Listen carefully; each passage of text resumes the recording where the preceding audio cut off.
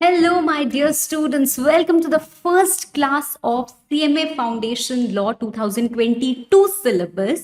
मतलब हमारा paper 1 fundamentals of business laws and business communication का section A which is fundamentals of business law and covers 80% of this paper. तो भाई बड़ी तगड़ी वाली तैयारी हम सबको करनी है। काफी सारा कंटेंट है इसमें जो हमें पढ़ना है। कहने को सिर्फ 4 चैप्टर है but we have ample of things that we need to learn. और क्योंकि आप ये सब्जेक्ट लॉ पहली बार पढ़ रहे हो, सबसे पहले before we proceed with anything else, before मैं आपसे कुछ भी बातचीत करूं, सबसे पहले मैंने आपके लिए एक वीडियो बनाया है which will actually provide you the framework कि हमें करना क्या है भाई। तो सबसे पहले देखते हैं ये video and then we will come back for the class. ये रोड पे जा रहे हैं भाई, हम सब रोड पे ट्रैवल करते हैं, that's not the problem. Drive करते हैं, प्रॉब्लम तब आती है जब आता है रुक रुक रुक। अगेन आज की जनरेशन बेफिक्र होके चले जा रहे हैं विदाउट हेलमेट। रुक रुक रुक। और कुछ crimes could be like allowed है क्या? अरे बाबा रुक। क्यों रोका मुझे? सिग्नल हेलमेट मर्डर जो भी हो मेरी जिंदगी है। Because of law. So we have to find out what is law. हमारा ये एक बेसिक सा क्वेश्चन है भाई। लॉ कुछ नियम होते हैं, सेट ऑफ रूल्स। पर अगर आपसे पूछा जाए कि सेट ऑफ रूल्स क्यों जरूरी है, तो शायद आप बोलो ताकि हम पीसफुली रह पाए। एक गाड़ी इधर से आ रही है, एक गाड़ी इधर से आ रही है, वो बोलेगा हम तो ऐसे जाएंगे, ये बोलेगा हम तो ऐसे जाएंगे, हम तो नहीं रुकेंगे। तो क्या ऐसे हम पीसफुली रह पाएंगे? नहीं। फिर हम सब के सब अनसिविलाइज्ड हो जाएंगे, जानवरों की तरह, एनिमल्स की तरह ट्रीट करने लग जाएंगे। So because we want to live in a human civilized society, it is very important कि कुछ सेट ऑफ रूल्स हम फॉलो करें। अब वो सेट ऑफ रूल्स भाई अनडाउटेडली सबके लिए एक जैसे होने चाहिए, पर यार कुछ लोग ना, नॉट अबाउट अस, हम तो बड़े सभ्य वाले स्टूडेंट्स हैं, हम तो बड़े अच्छे वाले बच्चे हैं, बट कुछ लोग ऐसे होते हैं जिनके लिए हम कह सकते हैं कि वो अपने प्यो की, अपने फादर की, अपने पेरेंट्स की, अपनी टीचर्स की नहीं सुने। तो ये देश के कानून, देश के रूल्स जो सबके लिए बने हुए हैं, उनकी कैसे सुन लेंगे भाई? हमारे रूल्स हम खुद बनाते हैं और उसको तोड़ देते हैं, हम आपके रूल्स बनाए हुए मानेंगे? इतने तो भाई हम अच्छे नहीं हैं। तो हम किसी और के बनाए हुए रूल्स क्यों माने? तो सवाल ये उठता है कि रूल्स बने, जैसे जीएसटी आ गया, इनकम टैक्स आ गया, यहाँ पे ये, यहाँ पे वो, हेलमेट आ गया कि हेलमेट लगाना है, पहले आगे वाले को लगाना है, फिर पीछे वाले को भी लगाना है। तो ये सब नियम नए नए निकाले जा रहे हैं और हम बेचारे एकदम भोले भाले मासूम से सज्जन और इंसान और सिटीजन इस कंट्री के इसको मानते जा रहे हैं। क्यों और कैसे? अगर एकदम आप स्टार्टिंग से, इंसेप्शन से इन चीजों को समझने की कोशिश करोगे, you will find law to be extremely interesting. Otherwise अगर ऐसे फीका फीका सा पढ़ा, थोड़ा थोड़ा थोड़ा इधर थोड़ा उधर, तो भाई लॉ क्या बन जाएगा? Extremely boring. So it depends upon you कि आप इसका पर्सपेक्टिव कैसा रखते हो। आपका ये जो पूरा का पूरा पेपर है ना, 100% ऑब्जेक्टिव है। अब ऑब्जेक्टिव पेपर की पढ़ाई थोड़ी सी अलग होती है, बिकॉज ऑब्जेक्टिव ही आपसे पूछा जाएगा। आपसे कभी भी ये 6 पॉइंटर्स लिखने को नहीं पूछा जाएगा कि ये 6 पॉइंटर्स हम बढ़ बढ़ के रट रहे हैं। इवन बेटर, लॉ को सिर्फ समझना है आपको और हाईलाइट करना है, because the years undoubtedly that will be very important, क्योंकि आपसे ऑब्जेक्टिव क्वेश्चंस पे इसी टाइप के क्वेश्चंस पिक कर करके पूछे जाते हैं। तो हम समझेंगे लॉ को, and it is very important that you use a highlighter, ताकि आप कंटेंट को हाईलाइट करते रहो। भाई क्या करना है, कैसे करना है, आज का पहला क्लास है तो मैं सब आपको समझाऊंगी, कैसे आपको मेरे साथ पेस मैच करना है, अप्रोच रखना है, क्या करना है, everything I will tell you, so don't worry about that, right. पर coming back to our first question, हम किसी के रूल्स क्यों माने? नाउ हम किसी के रूल्स क्यों माने, मैं आपको समझा सकती हूं through our Indian constitution, through the power of election, कि हम खुद एक रिप्रेजेंटेटिव को इलेक्ट करते हैं जो हमारे लिए रूल्स बनाता है। मतलब हम अपने रूल्स खुद बना रहे हैं।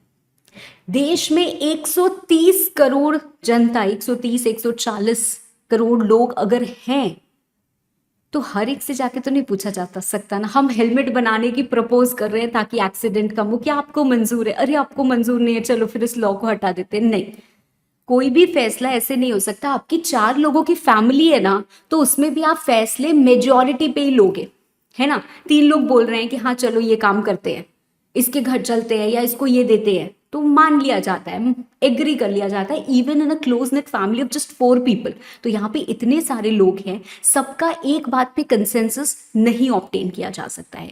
और हर एक से अगर हम पूछने जाएंगे तो फिर हम पूछते ही रह जाएंगे, लॉ तो बन ही नहीं पाएगा, नियम तो बन ही नहीं पाएंगे। अभी हमें क्या पता है, law is set of rules, बस कुछ सेट ऑफ रूल्स हैं जो फॉलो करने होते हैं क्योंकि वो बने हैं सबके लिए, ठीक है। वो किसने बनाए? वो हमने खुद ही बनाए हैं। कैसे हमने खुद ही बनाए? क्योंकि हम करते हैं रिप्रेजेंटेटिव्स को इलेक्ट।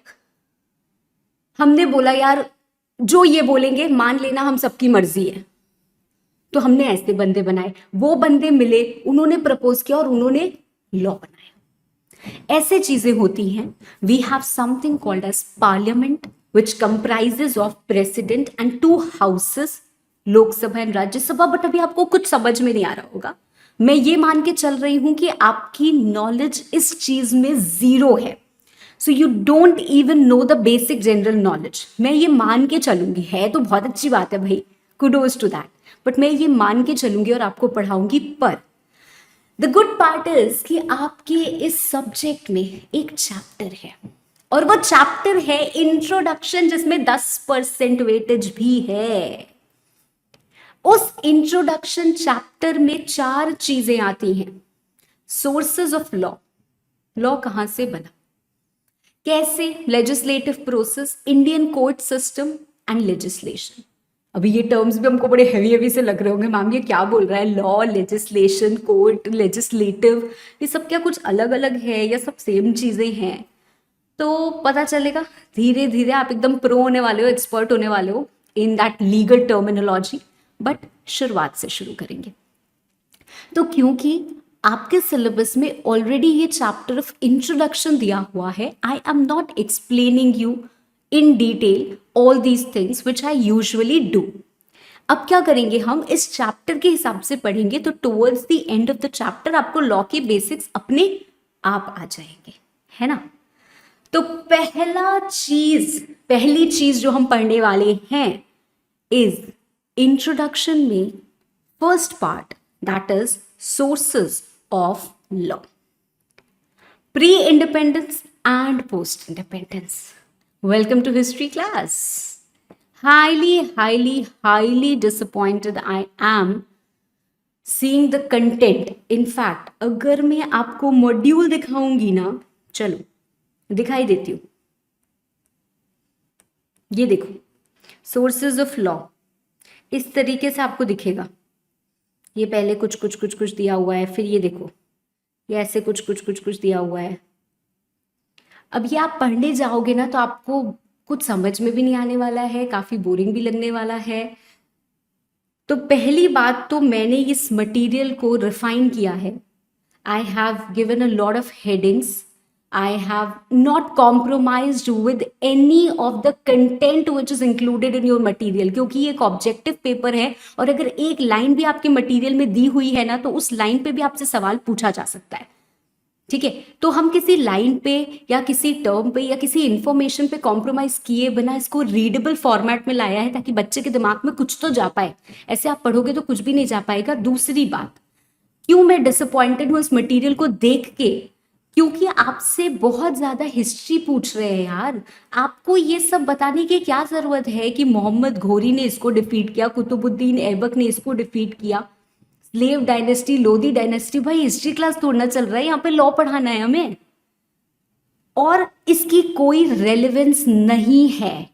तो हमें पढ़ाई कहीं ना कहीं ऐसी करनी चाहिए, specially when we are talking about professional studies, हमारी ऐसी होनी चाहिए जो हमें प्रोफेशन में हेल्प करे। This history is not going to help us and this history is not also going to help us establish कि हाँ भाई लॉ कैसे आया और क्या आया। सच बता रही हूँ, लॉ कैसे आया, हमें लॉ पे फोकस करना चाहिए, यहाँ पे काफी कुछ फोकस इन कंटेंट्स पे है। And the sad part is कि आपसे इस पे सवाल भी पूछा जा सकता है, आपसे पूछा जा सकता है भाई लोधी डायनेस्टी कब से कब तक थी। अब ऐसे तो डायनेस्टी 5 थी यार सल्तनत के रूल में, अब स्लेव डायनेस्टी इन्होंने बताया नहीं पीरियड, बाकी डायनेस्टी का मेंशन ही नहीं किया, लोधी डायनेस्टी का ईयर भी दे दिया, क्या है ये? या तो एक यूनिफॉर्मिटी मेंटेन करो even in the history. So I am not very happy, but at the same time we are not here to criticize, है ना। हम इसलिए नहीं बैठे हैं कि हम गलतियां निकालें मटेरियल में, हम इसलिए बैठे हैं ताकि हम कुछ सीखें, है ना। एंड अनडाउटेडली लर्निंग एक चीज है, बट भैया टारगेट तो हमारा एग्जाम्स ही है। So ultimate focus is exams, so we have to do that exam oriented study. So we will, instead of criticizing what is there, what content is there, and instead of getting disappointed, we will try to find out the ways कि कैसे हम इसको classify करें, कैसे हम इसको बनाएं कि ये चीज़ें हमारे दिमाग में बैठ जाए। तो उसके लिए भाई बहुत सारी मेहनत की गई है। आपको मैं चीज़ें उस तरीके से बताऊंगी कि आपके दिमाग में कुछ कुछ बैठे। We will try to learn it within the class, ठीक है। So let's begin our class with sources of law and legal system in India before independence। तो सबसे पहले हम बात करेंगे बिफोर इंडिपेंडेंस। हम सबको पता है we got independence in 1947 and thereafter 1950 में हमारा कॉन्स्टिट्यूशन बना था, जिसको हम रिपब्लिक डे भी बोलते हैं, 26 जैन 1950। क्या है क्या नहीं है अभी वो सब भी पढ़ेंगे, but we will first start with the pre independence era, right. चल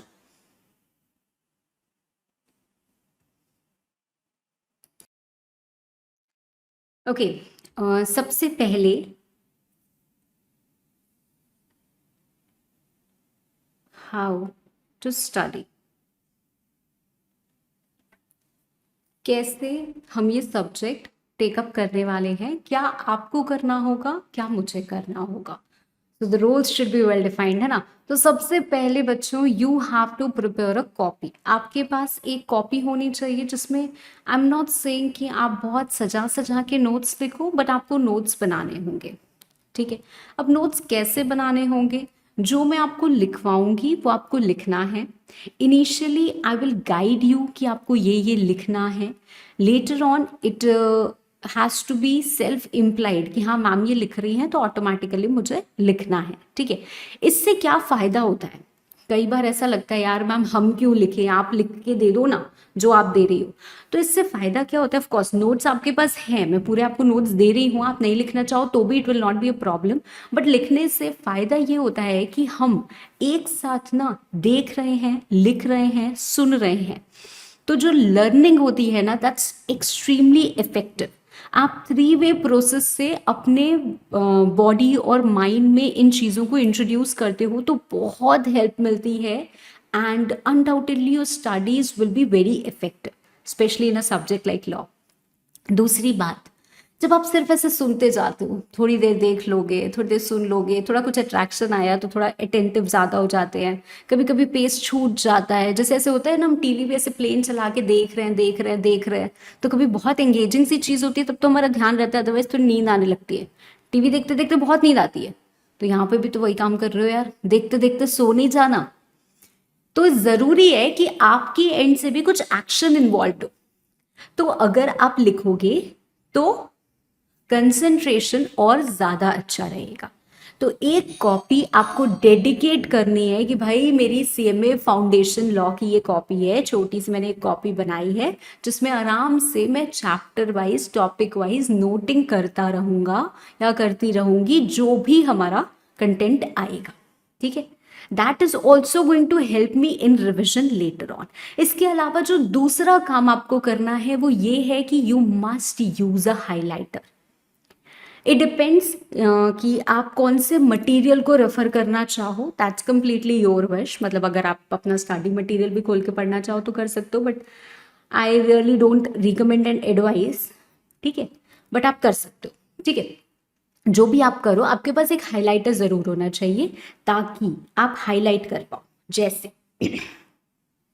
हमने यहाँ पे पढ़ा अंडरलाइन टेक्स्ट, तो हमें पता है कि ये 4 चीजें हमारे दिमाग में होनी चाहिए। 4 अंडरलाइन टेक्स्ट हमको बताए गए हैं, although this is not complete knowledge. मतलब अगर मैं वेदास की बात करूं तो उसके बाद वेदास स्मृतिज ऐसे नहीं आता है, ठीक है। हमारी बहुत सारी चीजें होती हैं, हमारे ब्रह्म शास्त्र होते हैं, उसमें हमारी एक 3 तरीके की वो होती है, उसमें एक मनुस्मृति होती है। तो there are a lot of things which are not written in our material, and that's why अगर हम सारा का सारा ब्रॉड उस तरीके से पढ़ने जाएंगे कि हम तो एकदम अप्रोप्रिएट और एडिक्वेट नॉलेज ही लेके जाएंगे, तो हमारे लिए बड़ी मुश्किल हो जाएगी। तो ये आप मुझ पे छोड़ दो कि मैम हमें किस तरीके से समझाती है, पर आपको अगर एग्जाम पर्सपेक्टिव से याद करना है तो आपको इन 4 के अलावा 5वां चीज का क्वेश्चन नहीं पूछा जाएगा ना, तो आपको ये 4 याद करना है। तो आपके दिमाग में क्या होना चाहिए कि ठीक है मुझे ये हाईलाइट करना है, ठीक है। Minor disputes decided by lowest court, ये आपने हाईलाइट कर लिया। अब आपके पास कोई भी ऑब्जेक्टिव टाइप का क्वेश्चन आता है जिसमें ऐसा पूछा गया है, तो आपको पता है कि जो माइनर डिस्प्यूट्स होते हैं वो लोअर कोर्ट डिसाइड करता है, और जो इंपॉर्टेंट डिस्प्यूट्स होते हैं they are decided by the king, ठीक है। तो इस तरीके से you have to use a highlighter, you undoubtedly should have a copy जिसमें आप नोटिंग करोगे, जो मैं आपको करवाऊंगी लेटर ऑन, जो आपको लगता है कि जरूरी है, एग्जाम्पल्स हैं, ये सब आप नोट करते चलोगे मेरे साथ, ताकि आपका सिर्फ फ्लो बना रहे। ऐसा नहीं है कि आपको सजा सजा के कोई कॉपी मेंटेन करनी है कि नहीं इससे हम एकदम पूरा एक एक वर्ड टू वर्ड पढ़ लें, ऐसा नहीं है। It's just too important to maintain that connect and for an effective learning, ठीक है। तो ये 2 चीजें समझ में आ गई। चलो अब हम शुरू करते हैं। तो पहली नोटिंग आपकी क्या होगी,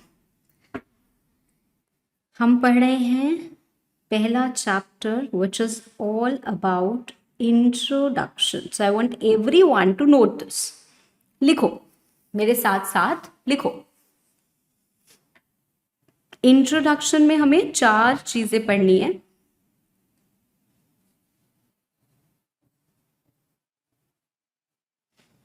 मैं इसलिए ऐसे कर रही हूँ क्योंकि मैं जो लिखूंगी वो हजारों बच्चे लिखने वाले हैं, आप जो लिखोगे वो सिर्फ आप पढ़ने वाले हो, तो आप ऐसे लिखिए कि बस आपको समझ में आ जाए, ठीक है।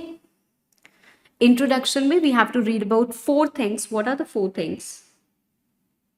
Sources of law,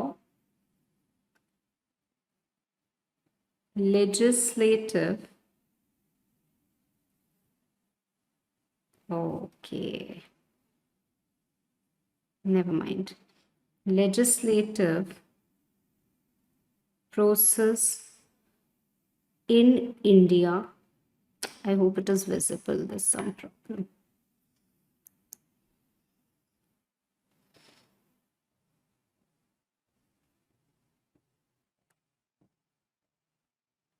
Court system in India and primary and subordinate legislation, ठीक है ना। ये 4 चीजें हमें पढ़नी है। हम पहली यूनिट पे डिस्कशन करते हैं। हमारी पहली यूनिट क्या है? पहली unit is about sources of law. तो सोर्सेस ऑफ लॉ में हमें अगेन 2 चीजें पढ़नी है।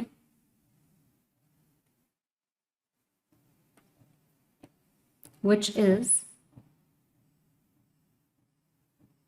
before independence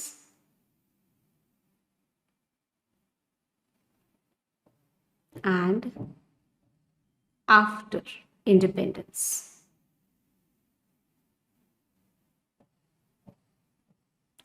आफ्टर इंडिपेंडेंस की अगर मैं बात करूं तो we have something called as statutes which are enacted, जिनकी power is given by constitution. Heavy term समझ नहीं आ रहे होंगे, परेशान नहीं होना है। We have something called as judicial precedents, जो और कुछ नहीं होते हैं, हमारे केस लॉज होते हैं। Then we have laws guided by customs, जिनको हम पर्सनल लॉज भी बोलते हैं,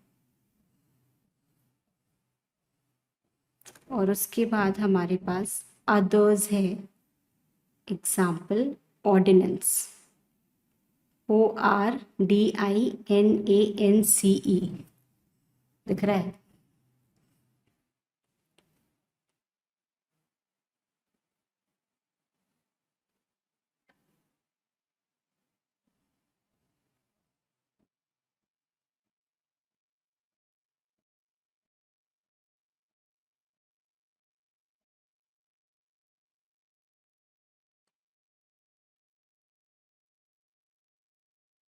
ठीक है, तो ये 4 चीज़ें हमने लिखी हैं। अब आते हैं हमारे आज के क्लास के कंटेंट पे, because today we are going to discuss about before independence. हम इसको डिस्कशन करने वाले हैं और इसमें भी हमारी 4 चीज़ें आती हैं।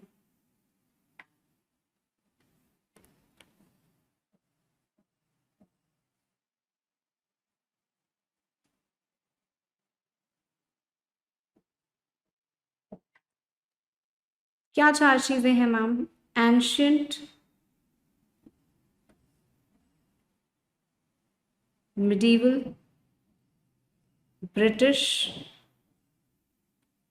And current. करेंट मतलब एग्जिस्टिंग, आज का, आज के समय में क्या है और क्या नहीं है, वो सारी चीजें। एंशियंट, मिडीवल, ब्रिटिश और करेंट, ये 4 चीजें हमको डिस्कस करनी है। पहला डिस्कशन हम इसमें करने वाले हैं अबाउट एंशियंट पीरियड।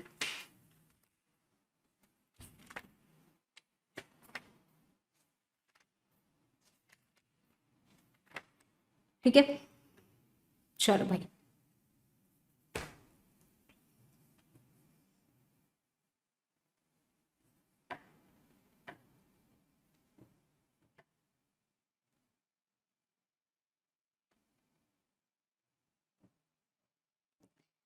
अब शुरू होता है कंफ्यूजन ही कंफ्यूजन है, सॉल्यूशन क्या पता नहीं। एंशियंट पीरियड के पहले हमको ये समझना जरूरी है कि भाई पीरियड क्या है। आप सबने सुना होगा 21st सेंचुरी में हम लोग रह रहे हैं, है ना? 21st सेंचुरी, अगर मैं एक डिकेड बोलूं तो डिकेड मतलब क्या होता है? 10 साल का होता है। सेंचुरी मतलब क्या होती है? 100 साल की होती है। ये सब हम सबको पता है भाई, और कहीं से पता चले ना चले, क्रिकेट से सेंचुरी खूब पता चल जाती है, अरे वाह ये हुआ। सवाल ये उठता है कि मैम हम किस पीरियड के बारे में बात कर रहे हैं तो हम एंशियंट बोल रहे हैं, हम किस पीरियड के बारे में बात कर रहे हैं तो हम मिडीवल बोल रहे हैं, हम किसको ब्रिटिश बोल रहे हैं, और कब हमारा करंट पीरियड है। So we all know we are living in the 21st century. 21st century has started from the year 2000 and of course 2100 तक वो चलेगी। तो अभी हमारे जो 100 साल का जो टेन्योर होता है वो हमारा पूरा का पूरा क्या है? 21st सेंचुरी है। इसके पहले अगर मैं बात करूँ तो 1900 से ये हमारी क्या चल रही थी? 20th सेंचुरी चल रही थी, है ना? ये 21st सेंचुरी है, हाँ या ना? ऐसे हमारी कहीं ना कहीं फर्स्ट सेंचुरी शुरू हुई होगी। फर्स्ट सेंचुरी हमारी कब से शुरू हुई होगी? ईयर 1 से, और ईयर 100 तक हमारी फर्स्ट सेंचुरी रही होगी। यस और नो, है ना? तो ऐसे we have divided it into centuries. अब इसके पहले भी तो कुछ रहा होगा। तो हमारे पास एक ग्रेगोरियन कैलेंडर होता है, जिसके रिस्पेक्ट में हम रेफर करते हैं। We have something called as BC and something called as AD।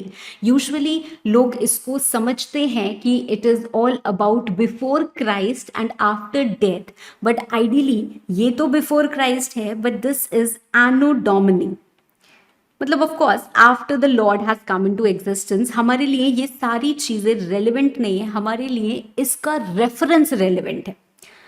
मतलब इसके पहले के जो पीरियड होंगे उसको हम बोलेंगे बिफोर क्राइस्ट, ठीक है, BC। ठीक है, इसके बाद के जो हमारे ईयर्स होते हैं हम उसको AD बोल देते हैं। तो अब हमारे पास इसके पहले की भी सेंचुरीज हैं, और इसके पहले की सेंचुरी कैसी है? यहाँ पे फर्स्ट बिफोर क्राइस्ट, यहाँ पे सेकेंड बिफोर क्राइस्ट, यहाँ पे थर्ड बिफोर क्राइस्ट, एंड इस तरीके से हमारी टाइमलाइन क्या होती है? वो पीछे जाती है। अब अगर हम बात करें यहाँ पे कहीं 1950 से हमारा कॉन्स्टिट्यूशन बना, है ना। 1947 में हमें इंडिपेंडेंस मिली। उसके पहले का जो हमारा टेन्योर था वो क्या था? ब्रिटिश, अंग्रेज हम पे हुकूमत कर रहे थे, ब्रिटिश एरा था, ब्रिटिश रूल था, वी ऑल नो दैट, है ना। तो हम बोल सकते हैं यहाँ पे कि अराउंड आई कैन से 1612 से लेके 1949 तक, रादर 1947 तक ही हम बोलते हैं, ये हमारा क्या था? ब्रिटिश रूल था, ब्रिटिश रूल। इसके बाद ये सब जो है इसको हम करंट या मॉडर्न पीरियड बोलते हैं, जब हमारी चीजें बदल गई, हमारा लॉ का तरीका बदल गया। अभी आपको पता चलेगा, अगर आप पहले के जमाने की मूवीज वगैरह देखो तो क्या होता था, जैसे किसी ने जोधा अकबर अगर देखी हो, अकबर, है ना, तो वो क्या करते थे भाई, उनकी सभा बैठती थी, किसी को भी कोई शिकायत है तो वो पहुंचते थे किंग के पास, और किंग का क्या कर्तव्य होता था कि आप प्रजा की रक्षा करो। तो वही तो कोर्ट हो गया यार, वही तो जुडिशियल हो गया, वही तो लॉ हो गया। कुछ नियम बना दिए किंग ने, सबको नियम का पालन करना है, जिसने पालन नहीं किया उसको हम किंग के पास पकड़ के लेके जाएंगे, किंग सजा सुना देगा। आज भी तो वही हो रहा है, किंग नहीं है बस, राइट। तो कैसे ये चीजें इवॉल्व हुई और किस समय क्या लॉ और जुडिशरी होती थी हमारी कंट्री में, वो हमको थोड़ा सा आइडिया ऑब्टेन करना है, ठीक है। तो उसके लिए हमने अपने पूरी जर्नी को 4 भाग में डिवाइड किया है। ब्रिटिश रूल हमारा करंट पीरियड, इसके पहले का मैं बोल सकती हूँ 1192, मतलब अराउंड 12th सेंचुरी। ये हम बहुत पीछे चले गए, इस टाइमलाइन के हिसाब से नहीं, यहाँ पे कहीं हमारा आएगा 12th सेंचुरी, ठीक है, अराउंड 12th सेंचुरी। यहाँ से यहाँ तक मैं बोल सकती हूँ this is medieval period, this is medieval period. और इसके पहले हम सारे पीरियड को बोलते हैं ancient period, which actually started from यहाँ पे 15th सेंचुरी बिफोर क्राइस्ट, 1500 साल और पहले की बात कर रही, दैट इज अर्ली वैदिक पीरियड जिसको हम बोलते हैं, वहां से शुरू हुआ। ये मैंने सिर्फ आपको अभी एक ब्रीफ आइडिया दिया है, अभी तक मैंने आपको कुछ भी नहीं बताया है कि बच्चों ये याद करना है आपको from examination perspective. I am just trying to fit कि आपके दिमाग में ये चीजें आए कि अच्छा हम इसकी बात कर रहे हैं। नहीं तो अभी अगर मैं पढ़ने लग जाऊंगी तो समझ नहीं आएगा मैम क्या बोल रहे हो, कहाँ से बोल रहे हो, सब बाउंसर जा रहा है। मतलब पहला क्लास इतना heavy, although I still understand कि पहला क्लास भाई बहुत हैवी होने वाला है। अभी हम इंडियन कॉन्ट्रैक्ट एक्ट से शुरू करते तो मैं आपको बताती, हाँ एक खूबसूरत सा गुलाब लेके कोई पहुंचा ऑफर लेके, और उस ऑफर को क्या किया, एक्सेप्ट किया। तो ऑफर, एक्सेप्टेंस, कॉन्ट्रैक्ट, बड़ा मजा आता है बच्चों को। तो इंडियन कॉन्ट्रैक्ट एक्ट में वो मजे उठाएंगे हम, पर लॉ के बेसिक्स पढ़ना बहुत जरूरी। और कहीं ना कहीं इंस्टीट्यूट भी आपको ना आगाह कर रही है कि देखो लॉ को सिर्फ इंडियन कॉन्ट्रैक्ट एक्ट वो मजे वाले क्लासेस मत समझना, law is something more serious. तो पहले सीरियस कंटेंट पढ़ लेना, अच्छा है, चलो निपट जाएगा, बाद में हम मजे ले लेके पढ़ेंगे, क्या दिक्कत है ना। चलो, so coming to our ancient period, coming to our ancient period, it is very very important कि आप आज से ही अपनी पढ़ाई को सीरियसली लो। अभी हमारे पास क्या होता है, बहुत टाइम होता है एग्जाम में, तो हमें लगता है यार क्या दिक्कत है, अभी थोड़े दिन बाद पढ़ लेंगे, छोटा सा तो सिलेबस है, फाउंडेशन ही तो लेवल है, बहुत ज्यादा कंटेंट नहीं है, ये कर लेंगे वो कर लेंगे, चलो अभी थोड़ा और ये कर लेते हैं, थोड़ा ये कर कुछ भी नहीं। आपके पास आपका फोकस है, आपके पास आपका एम है, which is ready and there in your mind. अब एम से कोई भी डेविएशन नहीं होना चाहिए, ठीक है। नहीं तो फिर क्या होता है, फिर बाद में बच्चे शेरो शायरी शुरू कर देते हैं और बोलते हैं कहीं ऐसी किताब मिले जिस पर दिल दे देते। सुनना, कहीं ऐसी किताब मिले जिस पर दिल दे देते, सबने हमारा दिमाग खाया, किसको जवाब देते। मैम ये क्या है, सबने हमारा दिमाग खाया, किसको जवाब देते। अब तो ये सिलेबस देख के लगता है कि 1 महीना और होता तो दुनिया हिला देते। ये बच्चों की स्थिति हो जाती है व्हेन दे रीच टुवर्ड्स और when they near their examination, कि भाई अब एग्जामिनेशन आने वाला है, अब थोड़ा समय और मिल जाता, तो वो बाद की रिग्रेट से अच्छा है कि अभी के एफर्ट मारो। अभी क्या है, सब बच्चे बड़े रिलैक्स्ड हैं, सब एकदम धीरे धीरे धीरे धीरे पढ़ाई करें। अगर आप सीरियस हो गए तो आप सोचो you get that upper as and that is what differentiates you, मतलब आपको वो टॉपर बनाता है, आप ये समझो, ठीक है।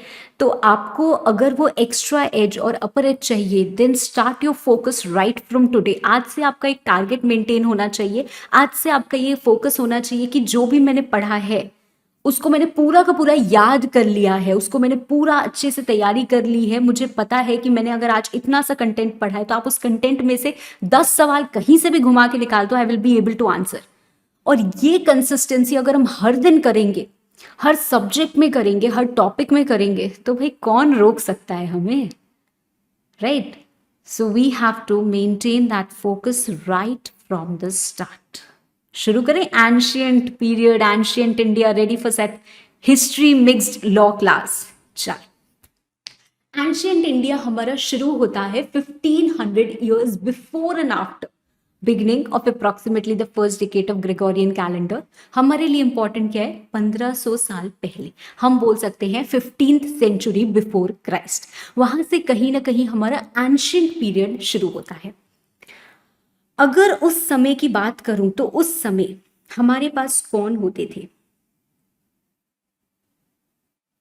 एंशियंट पीरियड में हमारे पास होते थे किंग्स।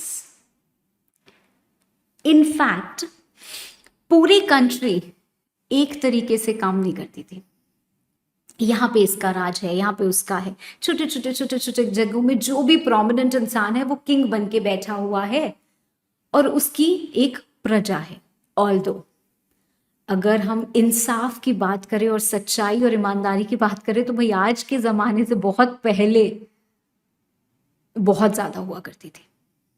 मतलब लोग आपको धोखा नहीं देंगे उस जमाने में। आज के जमाने में तो यार घर से बाहर निकलो, इधर धोखा उधर धोखा, आंख बंद करी तो धोखा, आंख खोली तो धोखा, इतने धोखे नहीं होते थे। तो people could also trust there Kings. मतलब ऐसा क्या हो सकता है मैम कि अगर ये हमारा कोई एक रीजन है तो यहाँ पे कोई अलग नियम, यहाँ पे कोई अलग नियम, यहाँ पे कोई अलग नियम, यहाँ पे कोई अलग नियम, यहाँ पे कोई अलग नियम, बिल्कुल हो सकता है। और यही एंशियंट पीरियड की खास बात है। मतलब एंशियंट पीरियड में हमने क्या स्टैब्लिश की खास बात? हमने बोला कि era is mostly ruled and governed bye Kings having their own territories. मतलब उनके पास अपनी ज्योग्राफिकल बाउंड्रीज होती थी और वो जो भी नियम बनाते थे वो लोकल लोगों के लिए ही प्रेवलेंट होते थे। तो मतलब हर बाउंड्री जब आप क्रॉस करते हो तो वहां पे नियम आपको बदले बदले मिलते हैं। So with every passing territory the set of laws differed. ठीक है, bringing the ancient period of law with reference to the geographical idea of modern day India under the same umbrella is a subject matter of great deliberation in itself. Deliberation का मतलब होता है discussion. तो हमारा जो ये ancient India था जिसमें हर जगह लॉ अलग अलग हैं, उन सबको एक जगह लाना भाई ऑफ कोर्स बहुत ज़्यादा डिस्कशन की बात तो है ही है। तो यहाँ की खास बात हम यहाँ पे क्या लिखने वाले हैं? हम यहाँ की खास बात ये लिखने वाले हैं कि different territories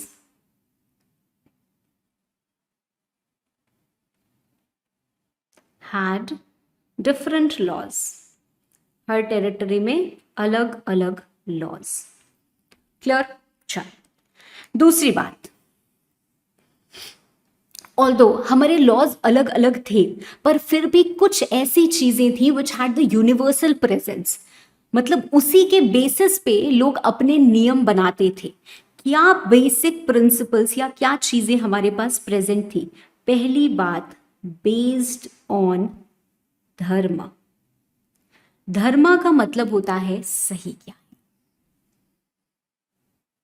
and I told you कि पहले के जमाने में ज्यादा लोग सही गलत समझते थे। आज के समय में क्या है, अरे यार अपना फायदा किसमें हो रहा है वो देखो, सही गलत जाए भाड़ में। तो पहले के जमाने में हर चीज सही देखी जाती थी कि भाई सही क्या है, उनकी नजर में सही क्या है। ऑफ कोर्स बहुत सारी चीजें ऐसी थी जो सही नहीं होते हुए भी उनको सही लगती थी। जैसे हम बोले कि सती प्रथा, सती प्रथा एंशियंट टाइम की चीजें हैं जो चलती आ रही थी। आज के समय में उसको एबॉलिश किया गया। क्यों? क्योंकि आज के समय में उसको सही नहीं माना गया कि ये तो गलत है यार, कोई चला गया आप दूसरे को जला दो, ठीक है, वो खुद अपनी जान दे दे, तो वो कहीं ना कहीं सही नहीं, तो दैट हैज बीन अबॉलिश्ड। पहले चाइल्ड मैरिज होती थी, that has been abolished, right. तो कुछ चीजें धीरे धीरे बदल गई और कुछ चीजें उस समय में सही थी तो वो मानी जाती थी। तो सबसे पहली बात, it was based on dharma. Second thing, it was based on universal text. अब ये जो यूनिवर्सल टेक्स्ट हैं, they basically relates to Hinduism only. मतलब मैम, आप सबने सुना होगा सोर्सेज ऑफ हिंदू लॉ। हम सबको पता है भाई, हिंदूज में आप एक के बाद दूसरी शादी नहीं कर सकते हो, है ना, अनलेस डिवोर्स वगैरह। अब चीज़ें थोड़ी सी बदल गई है, मुस्लिम्स में कल्चर अलग है। तो हमारे पास कहीं ना कहीं आज भी रिलीजन वाइज लॉज भी प्रेवलेंट हैं। We have Hindu act, we have Muslim act, है ना। तो हिंदूज की अगर हम बात करें तो हमारे पास बहुत सारे हिंदू लॉ की यहाँ पे जिक्र की गई है, और तो हमारे पास मुस्लिम्स में भी चीज़ें थी, बट यहाँ पे हमें जो कंटेंट में पढ़ना है that is all about Hindu law.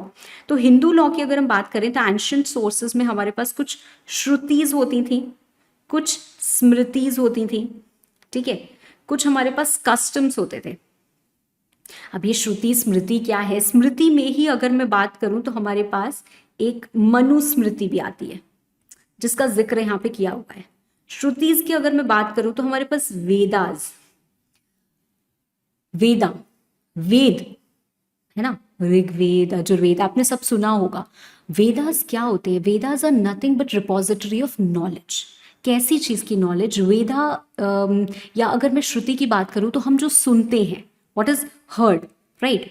Listen to me very carefully, सुनना है, समझना है, और फिर जो मैं बताऊंगी वो याद करना है। ये हमारा टारगेट रहेगा ही रहेगा, बिकॉज आपका कोर्स कंटेंट ऐसा है बेटा कि आपको फोकस करना पड़ेगा। ओके, नाउ वेदास, क्या मैम हमको वेदास के बारे में कुछ भी जानने की जरूरत है? The answer is a big no. आपसे बस यही बोला गया है कि they had universal presence, Vedas, Smritis, Upanishads and Arthashastra. तो मैं एक एक लाइन इसके आगे लिखा रही हूं, you all write this one line and that is just sufficient for you to understand what it means. Okay,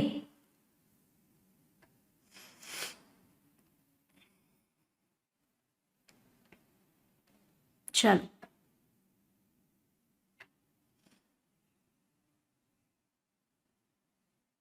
ideas and practices of Vedic religion,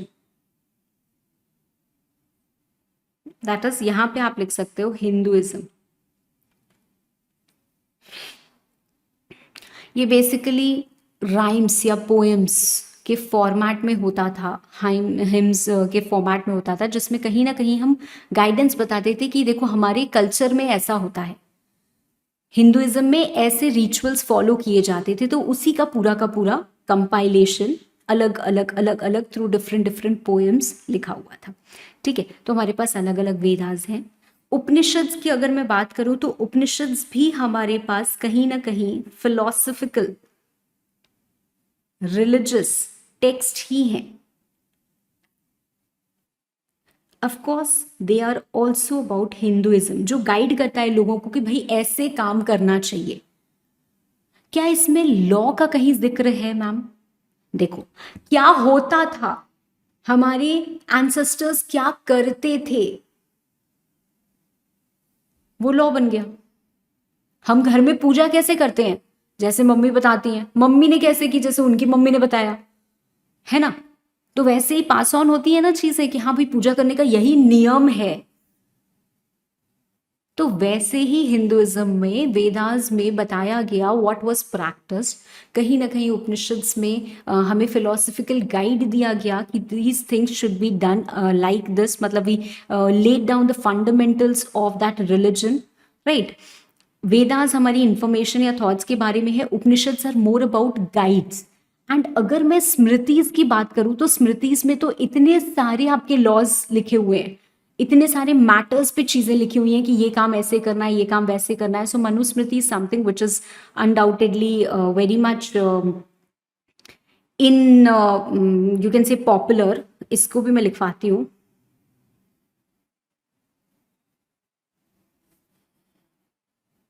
contains about marriage, rights or conduct of women, hospitality, law of kings, dharma. तो बहुत सारी चीजें हैं. We have ample of things which are there in Manusmriti.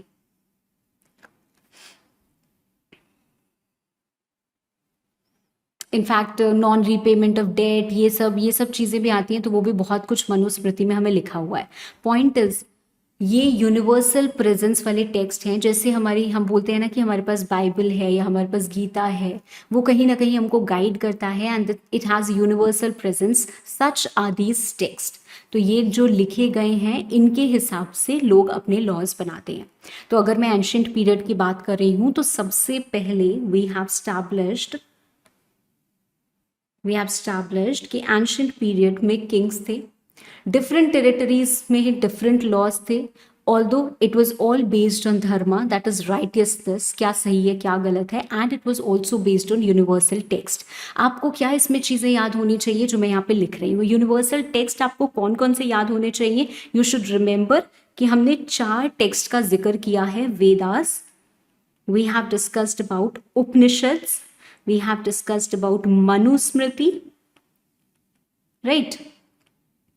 And we have also discussed about अर्थशास्त्र. अब सवाल ये उठता है कि मैम अर्थशास्त्र क्या है.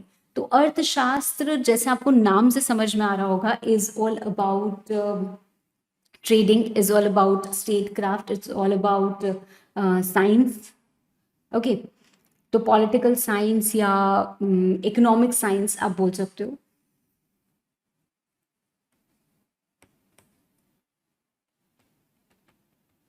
पॉलिटिकल साइंस, इकोनॉमिक साइंस लिख लेना ये. And discusses issues related to social welfare,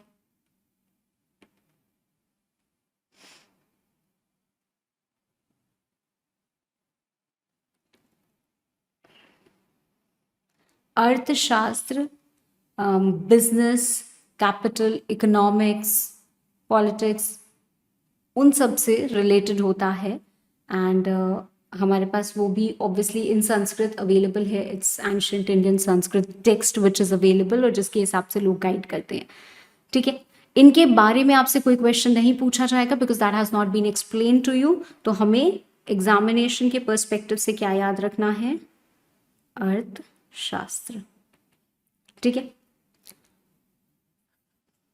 okay, moving further. ये मैंने आपको बता दिया. अब हम बात करते हैं एंशिएंट पीरियड के ज्यूरिसडिक्शन की.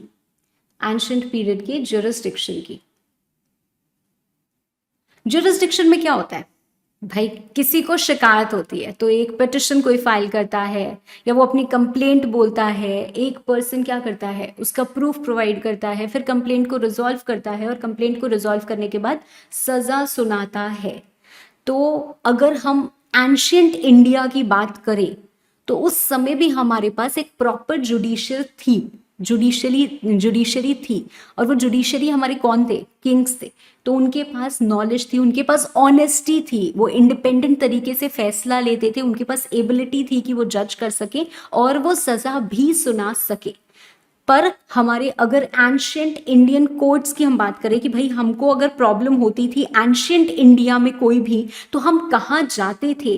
तो हमारे पास उसके लिए 6 चीजें दी हुई हैं. कुला, श्रेणी, गणा, अधिकृता, सशस्ता और नृपा. क्या ये याद करना है मैम? हाँ, ये 6 चीजें आपको याद होनी चाहिए. ठीक है, that's all about ancient India. ये 6 चीजें क्या होनी चाहिए, हमें याद होनी चाहिए, कुला, श्रेणी, गणा, अधिकृता, ससता और नृपा। Okay fine ma'am. What is it all about? कुला मतलब फैमिली काउंसिल्स या ग्रुप्स। इसका मतलब जैसे आज भी हमको प्रॉब्लम होती है ना, भाई से झगड़ा हो गया, मम्मी देखो ना यार ये कर रहा है, मम्मी ने नहीं मानी, पापा आज पता है इसने मेरा ये तोड़ दिया, ये बाइक लेके चला गया था और इसका ये हो गया, ऐसा हो गया, वैसा हो गया, कुछ भी।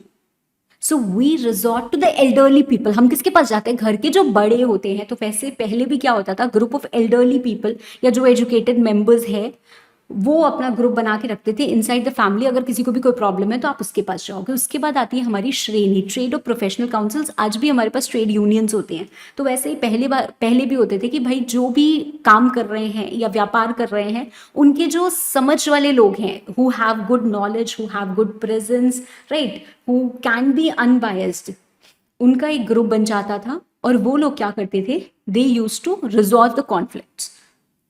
ठीक है, तो वो हो गया। उसके बाद आता है हमारा गना। गना मतलब होता है विलेज असेंबली। जैसे हमारी आज भी पंचायत होती है, तो गांव के जो एल्डर लोग हैं, जिनके पास एक्सपीरियंस है, जिनके पास नॉलेज है, एबिलिटी है, समझ है, वो लोग क्या करते थे, उस रीजन की प्रॉब्लम्स को रिजॉल्व करते थे।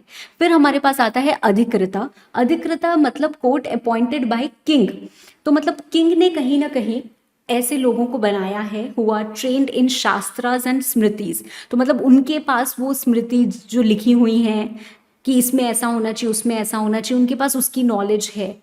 तो उन लोगों को अपॉइंट किया जाता था डिपेंडिंग अपॉन जुरिस्डिक्शन, कि भाई हमारे जुरिस्डिक्शन में ये है अधिकृता, तो आप यहाँ पे आ सकते हो और यहाँ पे चीज़ों को रिजॉल्व कर सकते हो। उसके बाद आता है सस्यता, जिसको हम किंग्स कोर्ट बोलते हैं या Kings highest court of law भी बोल सकते हैं, जहाँ पे किंग खुद बैठते हैं एंड हमारे चीफ जस्टिस वगैरह भी होते थे और वो लोग मैटर करते थे। And lastly comes nripa. Of course nripa is the supreme authority, जहाँ पे कोई कोर्ट नहीं होता है, किंग खुद होता है। ऑल्दो सस्यता में भी जो कोर्ट बनता है that is also presided bye the king, but that is a court. तो हमारे पास और लोग भी होते हैं और वैसे ही फैसले होते हैं। लास्ट रिजॉर्ट होता है हमारे पास नृपा। अब जैसे आज के समय में हमारे पास है कि भाई हाई कोर्ट में फैसला गया, हाई कोर्ट से आप जस्टिफाइड नहीं हो, सुखी नहीं हो, दुखी हो, तो आप सुप्रीम कोर्ट के पास चले जाते हो। वैसे ही पहले भी हमारे पास चीजें होती थी। तो हमारे पास जो हिरार्की है, they can be referred to a higher place, right. Okay इसमें चीज़ें और क्लासिफाइड होती थी कि कौन सा कोर्ट किस मैटर्स पे डिस्कस करेगा। जैसे अगर किसी ने मर्डर कर दिया तो ऐसा नहीं है कि घर में सुलझ जाएगा, तो चीज़ें अलग अलग होती थी, बट इतने डिटेल में हमको पढ़ना नहीं है। तो हमारे लिए क्या ज़रूरी है, हमारे लिए नेक्स्ट चीज़ जो ज़रूरी है वो है यहाँ पे judiciary. I hope you are writing this. Ancient period में आपको इतनी चीज़ें लिखनी है। Judiciary,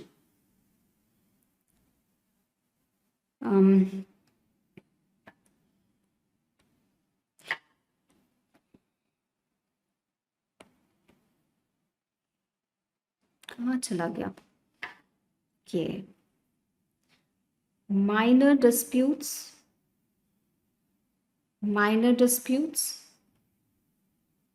lowest court and major king. ठीक है, कोर्ट सिस्टम में क्या क्या बताया मैंने आपको स्टार्टिंग से? कुला, श्रेणी, गणा, अधिकृता, सस्यता एंड नृपा। ठीक है, कुला मतलब फैमिली वाला, श्रेणी मतलब बिजनेस वाला, गना मतलब आपका विलेज का, अधिकृता मतलब जो कोर्ट स्टैब्लिश्ड है, सस्यता मतलब किंग वाला कोर्ट, और नृपा मतलब खुद किंग। क्लियर? सो आज हमने अभी तक क्या डिस्कशन किया है? We have discussed about the ancient period, जहाँ पे किंग्स होते थे। Different territories had different laws, but they were based on dharma, and we also had some universal texts जिनके हिसाब से सारे decisions लिए जाते थे। जुडिशरी हमारी कोर्ट सिस्टम की इस तरीके से होती थी। सो ये चीज़ें हमें याद रखनी है from examination perspective in ancient period. And ancient period कहाँ शुरू हुआ था? Around 15th century, right, 1500 years before Christ, ठीक है, तो वहाँ हमारा शुरू हुआ था। उसके बाद क्या हुआ, उसके बाद इसका एंड कैसे हुआ, ये सारी चीजें पहले होती थी। Then came foreign invasions. Foreign invasions, कुछ इंग्लिश लोग आ गए, कुछ ब्रिटिश लोग आ गए, कुछ पोर्टुगीज आ गए, कुछ मुगल्स आ गए, कुछ ये आ गए, कुछ वो आ गए, ऐसे लोग धीरे धीरे धीरे धीरे करके आते गए इंडिया में। इंडिया में वो अटैक कर करके अपनी टेरिटरी, बहुत सारे झगड़े हुए ना, लड़ाइयाँ हुई, तो फॉरेन इन्वेजन्स मतलब बाहर के लोग आए, बहुत ज़्यादा उन्होंने अटैक किया और उन्होंने कहीं ना कहीं गद्दी, किंग को हटा हटा के खुद वहाँ पे बैठ गए। अब जब वो खुद वहाँ पे बैठे तो वो अपने लॉ लेके आए, अपने नियम लेके आए, जो उनके वहाँ चलते थे नियम। तो यहाँ पे धीरे धीरे हमारे एंशियंट इंडिया के नियम हट गए और ये अपने नियम लेके आए, ठीक है। And there comes your medieval period. उसके बाद क्या हुआ, हमारा मिडीवल पीरियड है। अभी तक देखो हम बहुत धीरे धीरे पढ़ रहे थे, अब हम थोड़ी सी स्पीड गेन करेंगे। वाई? बिकॉज हमने अच्छा खासा बेसिस या फ्रेमवर्क बना लिया है, हमारे दिमाग में कहीं ना कहीं हम किंग विंग के ज़माने में पहुंच गए होंगे, तो अब हम थोड़ा सा अपने स्पीड को इंक्रीज कर सकते हैं। So now we come to the medieval period, ठीक है। बट पहला क्लास था तो अब मिडीवल पीरियड को हम डिस्कस नहीं कर रहे। सेकंड क्लास में हम बाकी तीनों पीरियड बड़े आराम से जल्दी जल्दी डिस्कस कर लेंगे। आई hope you have got the idea of law, कि भाई हमें लॉ पढ़ना है, और लॉ क्या होता है? सेट ऑफ रूल्स होते हैं। आज के समय में लॉ कहाँ से आता है, कैसे आता है, वहां तक तो हम पहुंचे ही नहीं है। So we have discuss nothing about the constitution, power of making law, ordinance, ये वो, ये सब अभी हमने डिस्कस नहीं किया। अभी तो हम सिर्फ नियम पढ़ रहे हैं कि नियम एक सिविलाइज सोसाइटी में रहने के लिए जरूरी है। एंशियंट इंडिया में भी नियम होते थे, वो कौन बनाता था, कैसे बनते थे, कैसे हमारा कोर्ट जजमेंट, ये सब होता था। बस अभी हमने सिर्फ और सिर्फ एंशियंट इंडिया के बारे में डिस्कस किया है, राइट। चलो अगले क्लास में हम क्या डिस्कस करेंगे? We will discuss about the medieval period also, right. चलो, पर जितना मैंने बताया है उतना रिवाइज करके भाई एकदम टनाटन तैयार रहना है for the next class. Thank you. Hello everyone, चलिए भाई शुरू करते हैं आज का हमारा क्लास। देखो, लास्ट क्लास में हमने स्टार्ट किया था हमारा सीएमए फाउंडेशन का सिलेबस, और सबसे पहला बड़ा छोटा सा कंटेंट पढ़ा था हमने अबाउट द एंशियंट इंडिया, कि एंशियंट इंडिया में क्या होता था और तब हमारे लॉज किस हिसाब से थे, हमारा जुडिशरी किस हिसाब से था। और मैंने आपको कुछ चीजें लिखाई थी कि आपको एग्जामिनेशन पर्सपेक्टिव के लिए ये चीजों को याद रखना है। ऐसा लग रहा है मैं कुतुबुद्दीन ऐबक के सर पर जाकर बैठ गई। ओके, नाउ अब हमारा क्या है, हम आगे बढ़ रहे हैं and we have now come to medieval India, ठीक है। 4 पार्ट में हमने डिवाइड किया था ना, एंशियंट, मिडीवल, ब्रिटिश का टेन्योर और करंट एरा, है ना। तो अभी हम सेकंड वाले में आए हैं। अब हमारा क्लास फटाफट से चलेगा, है ना, क्योंकि पहले हमें बहुत सारा फ्रेमवर्क समझना था, अब तो हमको हिस्ट्री के क्लास से तो बाहर निकलना है ना जल्दी जल्दी, तब हम इंटरेस्टिंग टॉपिक्स पर जाएंगे like Indian contract act and all that. तो इसको फटाफट से हमें क्रॉस करना है, इसलिए भाई आगे बढ़ते हैं। और आगे बढ़ते हुए हम पहुंचे हैं मिडीवल इंडिया में। मिडीवल इंडिया में क्या हुआ, फिर क्या हुआ, what happened in medieval India? Medieval period या मिडीवल इंडिया में फॉरेन इन्वेजन्स हुए। फॉरेन इन्वेजन्स मतलब बहुत सारे बाहर बाहर के लोग आए। अगर मैं मिडीवल इंडिया को क्लियरली 2 पार्ट में स्प्लिट करूं, which is the major thing, see मैंने पहले भी बताया, मैं फिर से बता रही हूँ, मैं हर क्लास के पहले आपको ये चीज़ बता रही हूँ क्योंकि ये चीज़ आपको बहुत ज़्यादा ध्यान से रखनी है और समझनी है कि आपके जो स्टडी मटेरियल में कंटेंट दिया है वो इतना सा है और ऐसे है, यहाँ से ये, यहाँ से ये, यहाँ से ये। तो it is very difficult to compile and understand whole thing. तो कुछ बातें आपको समझनी है और कुछ बातें आपको याद करनी है, क्योंकि एग्जामिनेशन में अगर पूछे जाएगी तो भाई हम ऐसे थोड़ा ना करेंगे कि हमको आता सब कुछ, हम इतने तेज है फिर भी हमें नंबर नहीं आ रहे, क्योंकि हमने वो पॉइंट्स लर्न ही नहीं किए जो एग्जामिनर हमसे एक्सपेक्ट कर रहा है कि आपको याद होने चाहिए, कब क्या हुआ था ये सब याद होना चाहिए। अब उससे हमारी नॉलेज शायद टेस्ट नहीं हो सकती, फिर भी याद करना पड़ेगा। इसीलिए मैं एकदम एग्जाम ओरिएंटेड हिसाब से आपको ना चीजें बता रही हूँ, तो बस बहुत ध्यान से मेरे को सुनते जाओ, और मैंने वो अलग अलग इंफॉर्मेशन को भी काफ़ी हद तक जोड़ के कनेक्ट करके आपको एक पीस मीनिंगफुल इंफॉर्मेशन प्रोवाइड करने की कोशिश की है। ठीक, चलो, मिडीवल इंडिया या मिडीवल पीरियड क्या है भाई? हमारे पास आई दिल्ली सल्तनत। हम बात कर रहे हैं यहां पे कहीं ना कहीं इस्लामिक रूल या मुस्लिम रूल की। देयर वाज अ टेन्योर, आपने सुना होगा ना, Akbar, Aurangzeb, Mughals, right, sultans, Mughal period. In fact Indo Islamic architecture भी हमारे बहुत सारे मॉन्यूमेंट्स में दिखता है, कितने सारे हमारे पास स्टोम्स है, कुतुब मीनार है। तो ये सब क्या हुआ, कब बना? ऑब्वियसली बहुत पुरानी चीजें हैं, but when Islamic rule prevailed in, मतलब बहुत सारे बाहर बाहर के लोग आए। अब देखो, जब हम खुद बहुत पावरफुल होते हैं ना, तो कोई हमको एक्वायर नहीं कर पाता है। बट आप सबको पता है कि हम बहुत पावरफुल नहीं थे at some point of time. तभी तो हमारे ऊपर ब्रिटिश का भी रूल हो गया था, उसके पहले जो आता था भाई हमारे ऊपर रूल कर लेता था, हम वैसे हाथ जोड़ के खड़े हो जाते थे। तो the people did not have the courage to fight, we did not have the proper mechanism, बहुत अच्छी आर्मी, मिलिट्री, मतलब सब चीज़ें नहीं थी हमारे पास, अच्छी गवर्नमेंट नहीं थी हमारे पास, अच्छे लॉज नहीं थे, अनडाउटेडली चीज़ें नहीं थी। और इसीलिए जो भी आता था भाई वो हमें कंट्रोल करने लग जाता था। अगर उसके पास पावर है, उसने 2-4 लड़ाइयाँ लड़ी और वो वहां का एक्वायर करके राजा बन के बैठ गया, अब उसकी बात मानो, हमारे पास और कोई चॉइस ही नहीं है। तो ऐसा ही पहले भी होता था। तो सुल्तान्स आए, ठीक है। अब सुल्तान्स कब आए, पहला ये सवाल, मैम सुल्तान्स कब आए? इनका जो टेन्योर था वो 1206 से 1526 तक था।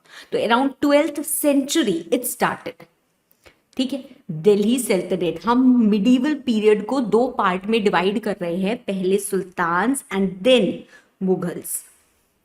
क्लियर? एंशियंट इंडिया में हमने कुछ चीजें पढ़ी, अब हम ये पढ़े, और जितनी चीजें मैं बोल रही हूँ ना वो आपको लिखते जाना है, और वो चीजें याद होती जानी चाहिए। बाद में खुद से याद करने बैठोगे तो एकदम ही नहीं होगी, बोलेगा यार माथा फोड़ लोगे आप लोग अपना कि क्या पढ़ा रहे हैं हमें, पर अभी याद करनी है, ठीक है। तो फोकस 1206 से 1526 तक, ठीक है मैम। तो ये हमारा क्या था भाई, इंडो इस्लामिक कल्चर वगैरह आया। इसकी शुरुआत कहाँ से हुई? अगर हम बिगनिंग की बात कर रहे हैं या आपको लिखना है, अगर हम शुरुआत की बात कर रहे हैं, तो हमारे पास एक बंदा था मोहम्मद घोरी, जिसने डिफीट किया था पृथ्वीराज चौहान। सब आपने सुना होगा कहीं ना कहीं, कुछ ना कुछ स्टोरीज, मूवीज भी बन जाती है, हिस्ट्री ज्योग्राफी कहीं ना कहीं कुछ ना कुछ पढ़ा होगा। पूरी हिस्ट्री याद करने की जरूरत नहीं है, जितना कंटेंट मैं बता रही हूँ बस उतना ही आपको याद करने की जरूरत है, ठीक है। तो सबसे पहले अगर हम बात कर रहे हैं, see Mohammad Ghori defeated Prithviraj Chauhan at the second battle of Tarain in 1192 AD. तो वो मैंने आपको टेन्योर ऑब्वियसली समझा दिया, एनो डोमिनी इज एडी, मतलब आफ्टर दैट जो हम मानते हैं 1192 अराउंड 1206, मतलब अराउंड इसके बाद वही आता है ना 1206, तो अराउंड यहाँ पे 12th सेंचुरी से आपका ये टेन्योर शुरू हुआ था। बट डिफीट वहीं पे हो गई थी। तो डिफीट कब हुई थी ये भी क्या याद करना पड़ेगा, हाँ ये भी याद करना पड़ेगा, इन 1192 एडी, बैटल ऑफ टरेन, ठीक है। ठीक है मैम, ये तो समझ में आ गया हमको कि ऐसा हुआ। उसके बाद क्या हुआ? तो जब इन्होंने डिफीट किया ना, तो मोहम्मद घोरी के एक स्लेव हुआ करते थे। स्लेव कौन थे उनके? उनके स्लेव हुआ करते थे कुतुबुद्दीन ऐबक। यहां पे मैंने बनाया भी हुआ है। He became the first sultan. He became the first sultan. हमारा ये जो पीरियड है दिल्ली सल्तनत का, ये क्या है, अलग अलग डायनेस्टीज में डिवाइडेड है। मैम डायनेस्टी क्या होती है? डायनेस्टी मतलब रूल होता है। जैसे होता है ना कि if I am saying okay Qutubuddin Aibak, is the sultan, तो मतलब वो, उनकी फैमिली, उनके जो भी लोग हैं वो रूल कर रहे हैं। अब उनके में भी कोई भाई हैं, उनके में भी कोई और रिलेटिव है, उनमें भी आपस में लड़ाई होती रहती थी। तो दिल्ली सल्तनत की ये प्रॉब्लम थी कि ये दामाद है, मतलब बहन की वो है, इसने इससे लड़ा, उसने उससे लड़ा, इसने इसको एक्वायर किया, उसने इसको एक्वायर किया, तो लोग आपस में भी बहुत लड़ते रहते थे। तो ये अलग अलग डायनेस्टीज हमारी बनी, मतलब कहीं ना कहीं दे ऑल वर सुल्तान्स। वो दिल्ली सल्तनत का ही पीरियड था, बट इनके अलग अलग लोग थे।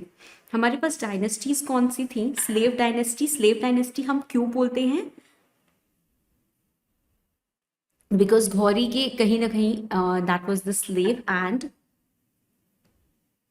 First dynasty Qutubuddin Aibak became first sultan. और ये कहाँ पे बिलोंग करते थे? Slave dynasty. इसके बाद अगर मैं बात करूँ तो हमारे पास खलजी डायनेस्टी भी है, तुगलक भी है, और हमारे पास सैयद डायनेस्टी भी है, and we also have one more that is Lodhi dynasty. ठीक है, तो हमारे पास ये 5, इनका जो पूरा का पूरा टेन्योर है, ये 5 ग्रुप्स में डिवाइडेड था, आप कह सकते हो। पहले ये लोग आए, फिर ये आए, फिर ये आए, फिर ये आए, फिर ये आए। तो लास्ट जो हमारे पास सुल्तान थे वो हमारे पास थे इब्राहिम लोदी। ये लास्ट सुल्तान थे। ठीक है, ये लास्ट सुल्तान थे। ओके, इनको डिफीट किया। he was defeated by Babar. और तब आया हमारा Mughal rule. Then came Mughal rule.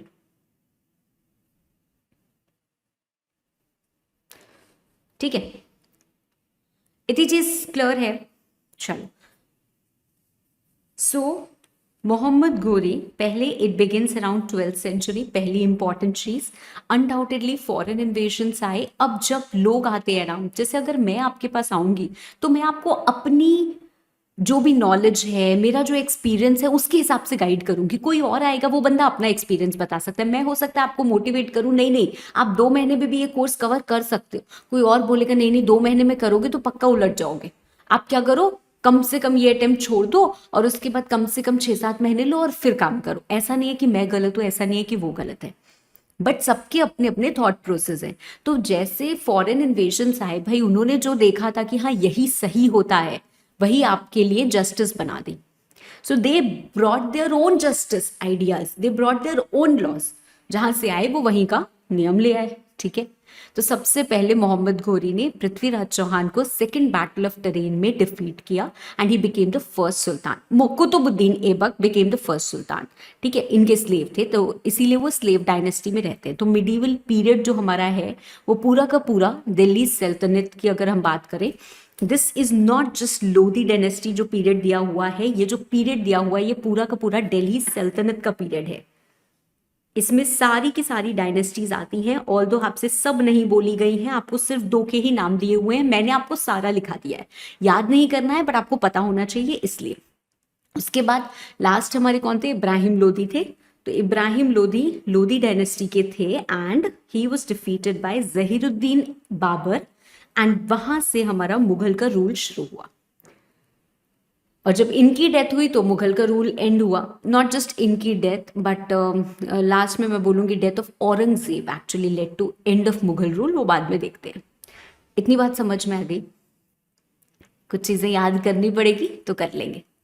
अब मैम एक बात और बताइए, भाई हम पढ़ तो लॉ रहे हैं, अभी तो हमने सारी हिस्ट्री ज्योग्राफी पढ़ ली। अगर हम लॉ और जस्टिस की बात करते हैं, लॉ एंड जस्टिस, तो इस पीरियड में मतलब जब दिल्ली सल्तनत आप बोल रहे हो, तो तब किसी को भी अगर कोई प्रॉब्लम होती थी तो किसके नियम माने जाते थे? देखो नियम उसी के माने जाते थे जो आया है, जो रूल कर रहा है। तो जो सुल्तान होता था वो सबसे सुप्रीम हो जाता था।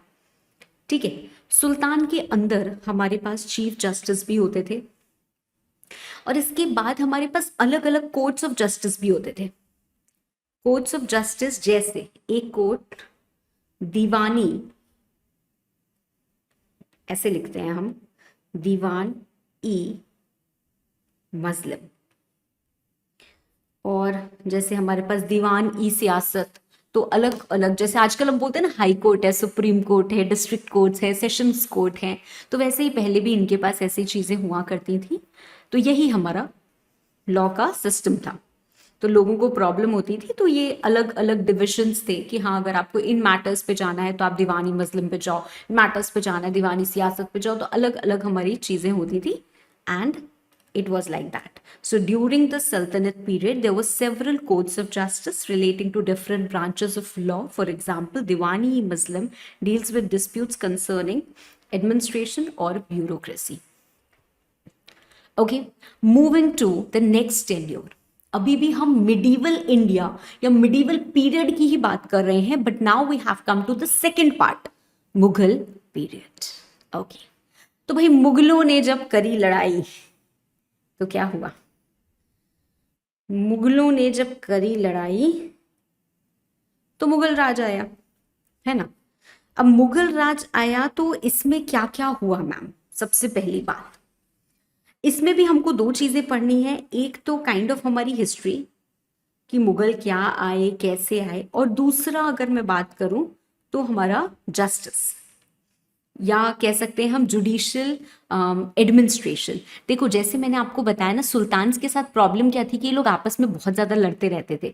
तो मुगल एम्पायर जब आया तो कहीं ना कहीं इस्लामिक रूल ही था, तो इन लोगों का भी यही काजीज थे और यही सब चीज़ें थी। मिडीवल पीरियड की अगर मैं बात करूं तो यहाँ पे भी काइंड ऑफ यही चीज़ है जस्टिस में। ऐसे ही हमारे पास एम्परर या जो किंग है वो सुपर सीड करता था ऑन एवरीथिंग एल्स। उसके बाद हमारे पास एक चीफ हुआ करता था जिसको आप सुप्रीम काजी भी बोल सकते हो। वैसे हम इसको अगर चीफ जस्टिस बोले तो हम इसको बोलते थे काजी उल कुजात, ठीक है। And he was also assisted by mufti. मुफ्ती क्या करते थे? एंड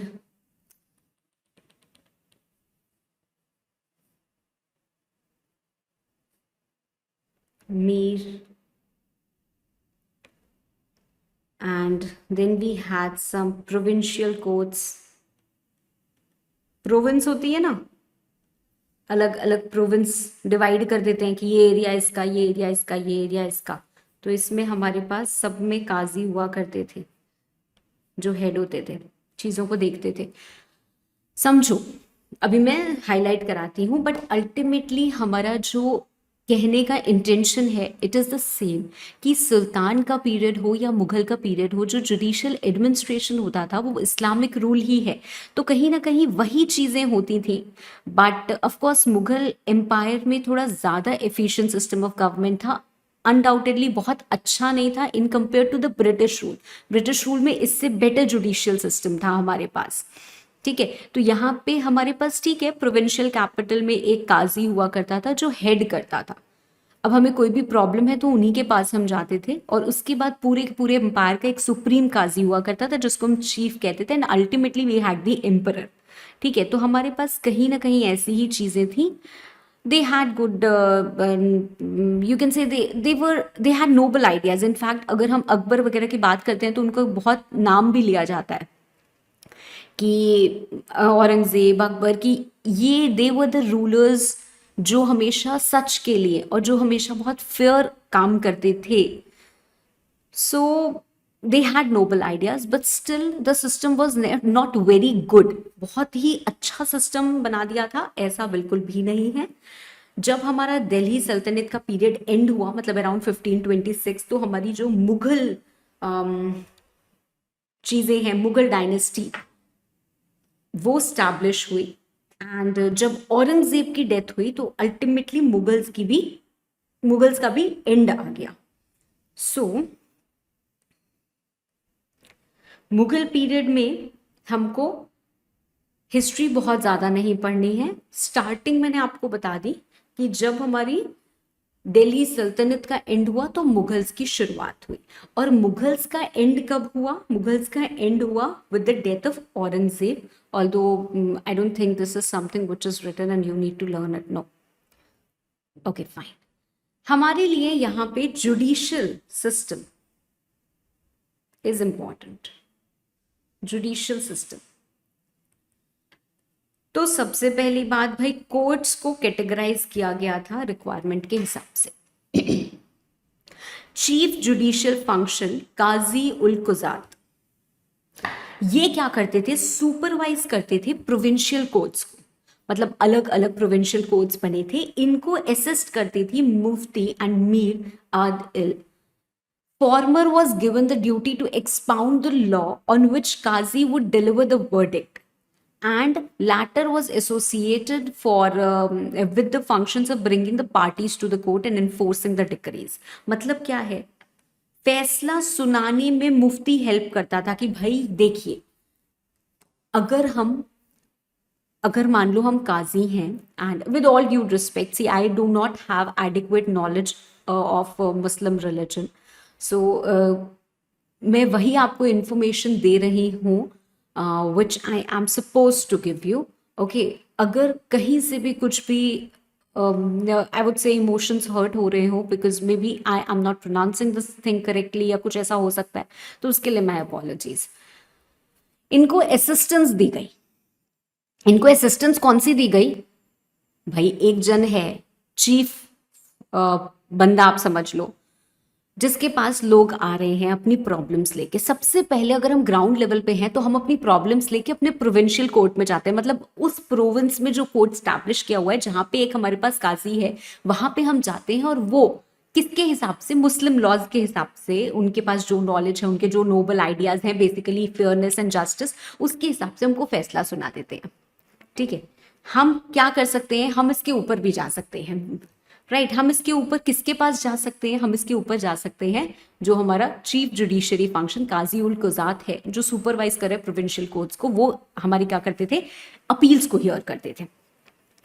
इनके पास अगर हम गए तो इन्होंने मान लो फैसला सुनाया, ये फैसला कैसे सुनाएंगे, वो लॉ जो इनको मुफ्ती बताएगा, और वो लॉ, वो उन्होंने मान लो फैसला सुना दिया, बट लोग वो मान नहीं रहे हैं, तो उसको एग्जीक्यूट कराने का, जैसे हम बोलते हैं ना, कोर्ट की ऑर्डर को भी एग्जीक्यूट कराना पड़ता है, decree of court has to be executed, वो हेल्प कौन करता है, मीर अदल। ठीक है, सो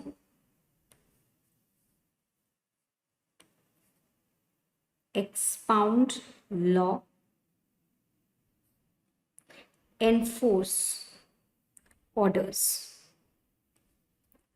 ठीक है, तो ये हमें याद रखना है ड्यूरिंग द मुगल पीरियड, ये हमारे लिए मुगल पीरियड के लिए इंपॉर्टेंट है। ओके, सो हमने मिडीवल इंडिया में दिल्ली सल्तनत एंड मुगल पीरियड दोनों पढ़ा है। दिल्ली सल्तनत में थोड़ी सी हिस्ट्री भी आपको याद रखनी है, एंड मुगल पीरियड में undoubtedly only have to remember about the judicial system. Moving to the next part, that is British rule.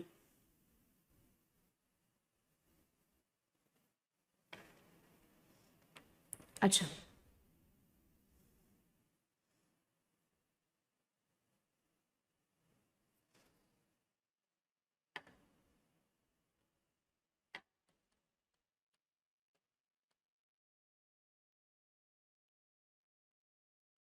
ये हमारा ब्रिटिश रूल, ये मैं कह सकती हूँ कहीं ना कहीं Mughals, although they are I think the same person. ठीक है, don't go by the images. Okay, Mughals, sultans, ये 1206 से 1526, ये लेटर ऑन, ये दोनों जो हमारा बातें हैं, ये मिडीवल पीरियड की ही हैं। Okay, and they both are Islamic rule.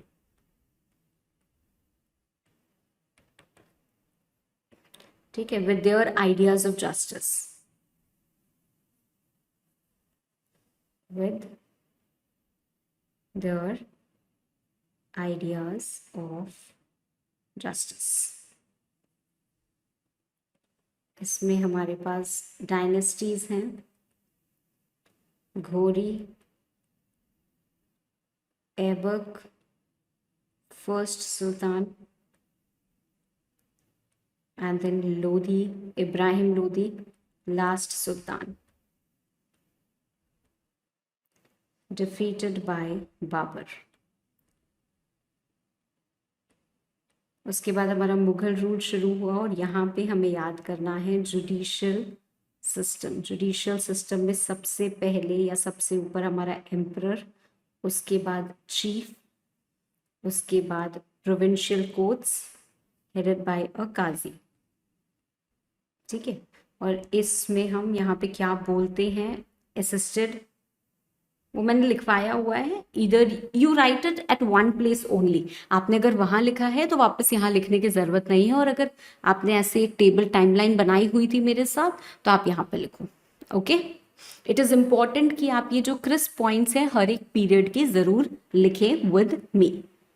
Coming to the British rule, the third part, British administrative period which lasted long. बहुत सारे लोग आए भाई बिजनेस करने के लिए, ट्रेडिंग करने के लिए, बिकॉज इंडिया में बहुत सारी चीज़ें हैं जो ट्रेड हो सकती हैं, बहुत सारे रिसोर्सेज हैं, बहुत सारे थे, आई वुड से अभी भी हैं, बट जैसे हम बोलते थे ना इंडिया को सोने की चिड़िया, तो it's not just about the gold, it's about a lot of things. ठीक है, so a lot of people came to India for trade, कि भाई हम ये यहाँ से यहाँ बेचेंगे या यहाँ से ऐसे करेंगे, यहाँ पे सस्ते में खरीदेंगे, वहाँ ले जाके बेचेंगे, ऐसे ऐसे करेंगे। तो lot of people came, Portuguese, British, Danes, Dutch, French, lot of people came, and British और English men actually established their presence in India। क्या हुआ, कैसे हुआ, बहुत सारी चीजें हैं। What is important for us is the east India company.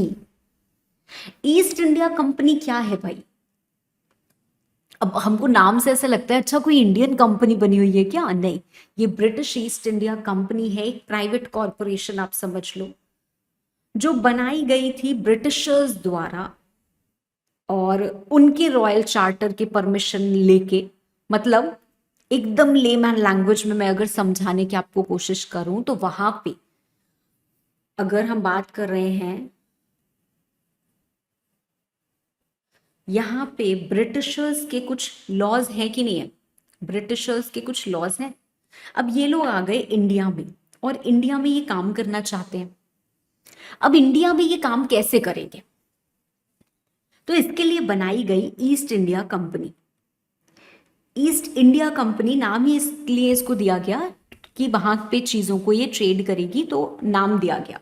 ठीक है, कि ब्रिटिश प्रेजेंस को स्टैब्लिश करेंगे, स्पाइसेस वगैरह में ट्रेड करना एंड बहुत सारी चीजें, कि पोर्टुगीज वगैरह तब तक बहुत काफी अच्छी होल्ड बना रखी थी, तो ये लोग आएंगे और ये लोग क्या करेंगे, ट्रेड करेंगे। अब देखो, पहले आते हैं इंसान काम करने के लिए। अगर हम कहीं जाते हैं तो हम क्या करते हैं, हम बोलते हैं भैया ये कितने में मिलेगा, वो हमको सामान देते हैं कि ये लीजिए बहन जी ये तो मिलेगा आपको 100 रुपए किलो। हम उनसे बार्गेनिंग करते हैं, नहीं नहीं 100 में नहीं, मुझे तो ना 50 में लगाओ, मैं इतना क्वांटिटी लूंगी क्योंकि मुझे आगे जाके बेचना। उन्होंने कहा नहीं 50 तो नहीं हो पाएगा, 75 में ले लो, चलो डील फाइनल करो। ऐसे हम डील्स करते हैं। उसके बाद हमें लगता है यार ये तो पावरफुल है ही नहीं, इसको तो हम प्रेशराइज कर सकते हैं कि तुमको मुझे इतने में देना ही देना पड़ेगा, नहीं तो। हमने सारे लोग हटा दिए वहां से, हम ही हैं लेने वाले, अब देना पड़ेगा, तो प्रेशराइज किया।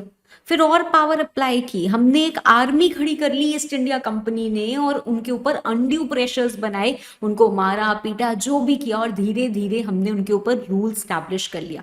तो मतलब हम आए थे धंधा करने, बिजनेस करने, ट्रेडिंग करने, but actually we acquired the whole nation slowly and slowly. ठीक है, तो बहुत सारी चीजें हुई। ईस्ट इंडिया कंपनी ने अच्छा तो नहीं किया, बट ईस्ट इंडिया कंपनी सबसे पहले स्टैब्लिश हुई थी for the purpose of trade. अब मैं हाईलाइट कराती जाती हूँ। ठीक है, चार्टर, अच्छा छोड़ो, charter of Elizabeth 1600 empowered them legislative right। Charter of Elizabeth मतलब क्या है? चार्टर का मतलब क्या होता है? अगर किसी ने कभी भी सुना हो, हम बोलते हैं ना रॉयल चार्टर, मतलब उनको परमिशन मिली गई है, अथॉरिटी दी गई है। जैसे अगर हम यहाँ पे बोलते हैं सुप्रीम कोर्ट एम्पावर्ड मी कि मैं ये काम करूं, तो वैसे ही उनका charter of Elizabeth, queen Elizabeth, उन्होंने एम्पावर किया, उन्होंने अधिकार दिया वहां के लोगों को कि आप ऐसा करो। ठीक है, तो उन्होंने आके ऐसा किया। चार्टर ऑफ एलिजाबेथ ने एम्पावर किया उनको लीगल अधिकार, although limited, but it led to a new judicial system in India. क्यों? क्योंकि यहाँ पे रूल कौन कर रहा है भाई? इंग्लिशमैन आए और यहाँ पे रूल करने लगे। अब वो किसकी मानेंगे? वो ऐसा नहीं है कि एकदम अपने मन की करते थे, उनको वहां से ऑर्डर्स मिल रहे हैं तो वो वहां की मानते थे, वहां से ऑर्डर्स मिले। अब क्या होता है, जब हम ट्रेडिंग करने आए थे और ट्रेडिंग करने के बाद हम लोगों का हक मार रहे हैं, ऐसा कर रहे हैं, वैसा कर रहे हैं, तो झगड़े बहुत ज्यादा बढ़ गए। कुछ लोग भी प्रोटेस्ट करेंगे। अब आपको दिख रहा है कि नहीं, मुझे तो ना इनके ऊपर प्रिवेल करना है। अगर ऐसे ही हम लोग लड़ते रहेंगे तो हम प्रिवेल नहीं कर पाएंगे, हम इनके ऊपर राज नहीं कर पाएंगे। जैसे किंग्स भी होते थे पुराने जमाने में, सुल्तान भी होते थे, मुगल भी होते थे, क्या करते थे, आते थे, एक्वायर करते थे, तो फिर प्रजा का हित करते थे कि भाई प्रजा अगर हमारे ऊपर चढ़ के बैठ जाएगी तो फिर तो हमको भगा देगी। तो ऐसे इन लोगों का भी यही था कि इन लोगों को भी तो राज करना है ना। So over the period of time बहुत ज्यादा झगड़े होने लगे और झगड़ों को रेजोल्यूशन का कोई बहुत अच्छा वो था नहीं। तो यहाँ पे स्टैब्लिश हुआ mayor's court, East India company ने स्टैब्लिश किया था। और यहाँ पे जो भी ट्रेडिंग के अधिकार होते थे, भाई इन्होंने हमसे ले लिया, इन्होंने हमको पेमेंट नहीं किया, ऐसे किया वैसे किया, जितने भी झगड़े होते थे तो यहाँ पे इसकी सुनवाई होती थी। तो even our traders used to go there and यहाँ पे हमारी सुनवाई होती थी। ठीक है, तो ये चीजें डेवलप हुई, it led to a new judicial system in India. इसका अधिकार कहाँ से आया? वही ऐसे आया। East India company turned from the perspective of entity interested in revenue. भाई ये कंपनी आई थी ट्रेडिंग करने के लिए, पर धीरे धीरे ये पॉलिटिकल इन्फ्लुएंस से अपनी इन्होंने आर्मी खड़ी कर ली during the battle of Plassey and subsequent grant of Deewani rights in Bengal. तो कहीं ना कहीं काफी ताकतवर बन गई ये ईस्ट इंडिया कंपनी। ठीक है, however, in this process of acquiring territories over territories, the need for resolution of disputes also arose। बहुत सारे झगड़े होने लगे जैसे मैंने आपको बताया, एंड इसलिए जरूरत पड़ी एक लीगल सिस्टम की। अब लीगल सिस्टम कौन डिवाइस करेगा? ब्रिटिशर्स आए तो ब्रिटिशर्स ही डिवाइस करेंगे। तो जो उनको सूट करता था, जो उनको सही लगता था, वो ब्रिटिश लीगल सिस्टम यहाँ पे स्टैब्लिश हुआ। बहुत सारी चीजें हुई, establishment of mayor's court, Warren Hastings with his judicial plan which is known as the अदालत system now, high court establish हुए, एक गवर्नमेंट ऑफ इंडिया एक्ट भी स्टैब्लिश हुई। ठीक है, धीरे धीरे बताती हूँ और उसके बाद हाईलाइट भी करेंगे। बहुत सब ऐसा लगता है पढ़ के कि ma'am government of India act 1935 मतलब ये एक ऐसी एक्ट है जो इंडिया में पास हुई है। The answer is no. Government of India Act is an act adopted by the Parliament of UK। ठीक है, ये हमारे यहाँ की एक्ट नहीं है एंड रॉयल एसेंट द्वारा ये पास हुई इंडिया में चीज़ों को स्टैब्लिश करने के लिए। आई वुड से one of the longest act, क्योंकि इंडिया हमारा इतना बड़ा है तो काफ़ी सारी चीज़ें वहाँ पे लिखने की आई। तो जैसे आरबीआई हमारा स्टैब्लिश हुआ, हमारा फेडरल कोर्ट सिस्टम स्टैब्लिश हुआ। So what is federal court system?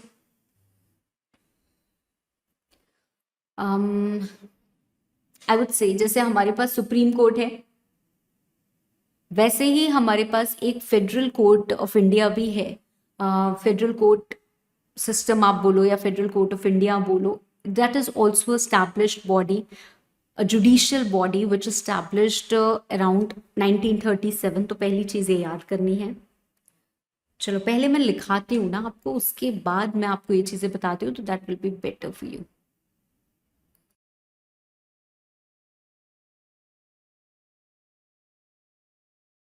So let's first write it and then we will relate, है ना? तो उसमें हम हाईलाइट भी कर पाएंगे कि हाँ भाई हमको क्या क्या कंटेंट याद करना है। चलो सबसे पहले हमने बोला कि यूरोपियन पावर्स आए। ऐसा नहीं है कि एक बार में जैसे मुगल एंड हो गया और ये आ गए, नहीं। आप समझो धीरे धीरे इन्वेशंस होते हैं। हमारा कोई भी ट्रांजिशन आता है, जैसे अगर हम बोले सल्तनत से मुगल्स भी आए या कुछ भी हुआ, तो क्या होता है, उनके किंग को आपने इस एम्परर को डिफीट किया, फिर हो सकता है 4 जगह अभी भी मुगल्स हों तो वहां पे डिफीट करते हैं, वहां पे करते हैं, तो धीरे धीरे सारी चीजें होती हैं। तो हमारी ये जो यूरोपियन पावर्स जिनको हम ब्रॉडली बोलते हैं पोर्टुगीज,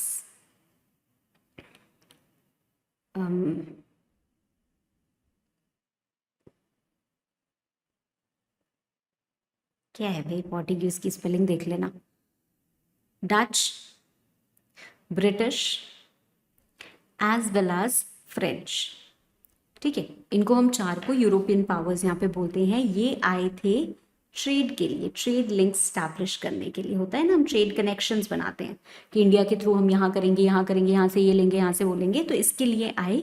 बट इनमें आपस में बहुत सारे कॉन्फ्लिक्ट्स थे, because everyone wanted a piece of cake, है ना, सबको चाहिए हमें ये मिले, हमें वो मिले, तो इनके बीच में कॉन्फ्लिक्ट्स थे। और ऐसी सिचुएशन में जो ब्रिटिशर्स थे या ब्रिटिश थे, they actually proved out to be powerful, ठीक है। इसलिए हम ब्रिटिशर्स का रूल पढ़ रहे हैं, इन्होंने एक्चुअली रूल नहीं किया। अब हुआ क्या, इन्होंने स्टैब्लिश की थी एक ईस्ट इंडिया कंपनी 1604 में। Okay, established East India company. East India company भी क्यों स्टैब्लिश हुई थी? For trade only. इन्होंने स्टैब्लिश किया, this East India company established a mayor's court. Mayor's court, mayor's court कब स्टैब्लिश किया? 1726 में। अब ईस्ट इंडिया कंपनी आई थी ट्रेड करने के लिए, but this East India company actually interfered in the local politics. इन्होंने अपनी आर्मी बनाई, ये बनाया, वो बनाया, बहुत सारी चीजें की, and they try to acquire a lot of things. In fact 1757 में हमारे पास एक मुगल एम्परर थे मीर जफर, जिन्होंने बोला कि चलो आप हमें अपना सपोर्ट दो, हम ये जो नवाब हैं बंगाल के, बंगाल में एक्वायर करने के लिए इनको थ्रो कर देंगे और आपको ट्रेडिंग कंसेशन देंगे, ये करेंगे, वो करेंगे। अलग अलग तरीके के इनके बीच में नेगोशिएशंस हुए। तब ये जो ब्रिटिशर्स हैं ना, इनको रियलाइज हुआ कि ये छोटे छोटे किंगडम्स हैं, यहाँ पे ये राजा हैं, यहाँ पे ये मुगल एम्पायर रूल कर रहे हैं, यहाँ पे ये हैं, इन सबको क्या करें हम, आपस में छोटे छोटे डिवाइड डिवाइड करें और आपस में लड़ाएं और रूल करें, हम ओवरऑल एक्वायर कर सकते हैं। So they started to acquire different different territories, ठीक है। तो यहाँ पे हमने ये लिखा भी हुआ है, बैटल ऑफ प्लासी, मैं यही लिख रही हूँ आपको, battle of Plassey acquired kingdom and a lot of territories। बहुत सारी इन्होंने टेरिटरीज एक्वायर करी। In fact Alam, again a Mughal emperor, इन्होंने ये जो ईस्ट इंडिया कंपनी है, EIC मतलब ईस्ट इंडिया कंपनी, बाद में मत पूछना मैम ये क्या लिखा हुआ है, सुनो ध्यान से, east India company, East India company को दीवानी राइट्स दी। दीवानी राइट्स कब दी? 1765 में। दीवानी राइट्स का मतलब है राइट टू कलेक्ट टैक्सेस। तो मतलब देखो, कंपनी धीरे धीरे क्या बन रही है? पावरफुल बन रही है, ठीक है। कंपनी धीरे धीरे काफी पावरफुल बन रही है। अब सारी चीजें तो ऑब्वियसली हमको पढ़नी नहीं है, डिक्लाइन ये वो। इसके बाद हम बात करते हैं वॉरेन हैसेंस, अगेन ब्रिटिश। इन्होंने स्टैब्लिश किए अदालत, दो court system, and then you can say the next step, you can say establishment of high court and government of India act, establishment of high court, government of India act 1935,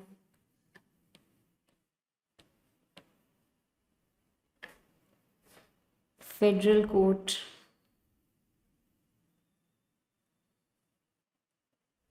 (1937), देखो, पहले हमारी जो government of India थी, government of India as such कुछ था ही नहीं। Governance मतलब क्या होता है, जो गवर्न कर रहा है हम उसी को बोलते हैं।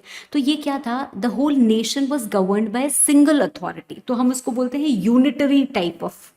उसके बाद ये फेडरल हुआ। फेडरल हुआ मतलब हमने छोटे छोटे भागों में डिवाइड किया। हमने बोला चलो यहाँ पे लोकल एडमिनिस्ट्रेशन होगा, फिर ये सेंट्रल एडमिनिस्ट्रेशन होगा। हमने फेडरल कोर्ट बनाया, that is the court of appeals, कि हाँ यहाँ पे आप जा सकते हो और आप अपील कर सकते हो। सेंट्रल लेवल का चीजें बनी, ठीक है। तो सिस्टम को पूरा का पूरा धीरे धीरे डिवाइड किया गया।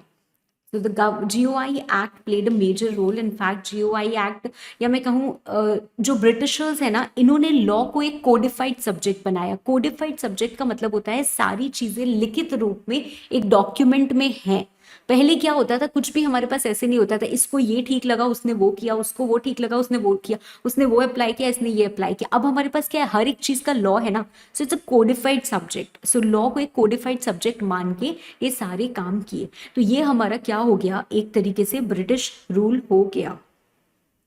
ओके, तो मैम याद क्या क्या करना है भाई, याद क्या क्या करना है आपको। ईस्ट इंडिया कंपनी नाम याद होना चाहिए, grant of Deewani rights in Bengal, battle of Plassey, ये भी मैंने आपको बताया है। और देखो ऐसे ही पढ़ोगे तो चीज़ें एकदम समझ नहीं आती हैं, मैं बताऊंगी तो थोड़ी थोड़ी समझ में आएंगी, और पूरी कभी भी नहीं समझ में आएंगी, क्योंकि हम पूरा अगर पढ़ने जाएंगे तो भाई हम कितनी हिस्ट्री पढ़ेंगे, आप समझो, ठीक है। और उसके बाद फिर आप सो जाओगे ऐसे, और मैं हिस्ट्री की क्लास में सिर्फ बकवास कर रही होंगी, ठीक है। यहाँ पे ये हुआ, वहाँ पे वो हुआ, ऐसा हुआ वैसा हुआ, हम सिर्फ यही करते रह जाएंगे, तो हम लॉ नहीं पढ़ पाएंगे बेटा।